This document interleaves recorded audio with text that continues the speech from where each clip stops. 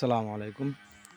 তো এই খান জাহান আলীর যে মাজার, ওনার যে কালকের একটা পরশুদিনকে একটা যে দুর্ঘটনা ঘটলো একটা বাচ্চা মেয়ে, ঠিক ওদিন সকালবেলায় আমি মাজারের উদ্দেশ্যে ঘুরতে গেছিলাম। তো ঘুরলাম ফিরলাম দেখলাম আর কি অনেক মানুষজন দিনের বেলা গোসল টোসল করে। যাক ভালো। মেন কথা হলো কি, আমার হয়তো এই কথাগুলো অনেকের কাছে ভালো লাগতে পারে বা নাও লাগতে পারে, কিন্তু আমি আমার দিক থেকে বলতেছি এই কথা, আমি যা বলতেছি আমার দিক থেকে রাইট বলতেছি কেমন।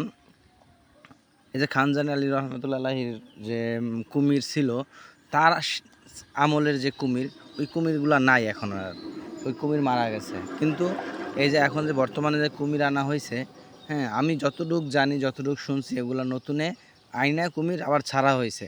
তো আমি মনে করি যদি খানজাহান আলী রহমতুল্লাহ আনহুর যে কুমির ছিল ওগুলা যদি থাকতো তার একটা কথা ছিল, কিন্তু যেহেতু এখানে নতুনে কুমির আইনে রাখা হয়েছে, তো অতএব এই দিঘিতে কুমির না রাখাটাই আমি মনে করি উত্তম। আর দ্বিতীয়তে এই কুমির নিয়ে অনেকে সিরিকি কাজ ওইখানে অনেক সিরিকি কাজ চলে।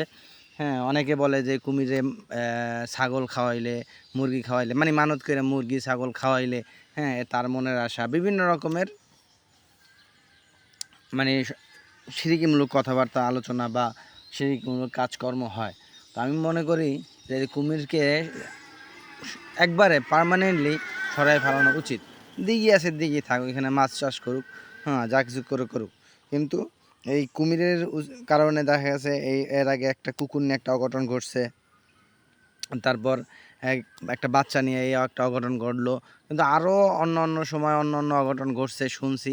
হ্যাঁ, কিন্তু দেখা গেছে এগুলা, হ্যাঁ, থেকে বিরত থাকার জন্য, হ্যাঁ, এই কুমিরকে মানে কন্টিনিউ মানে পার্মানেন্টলি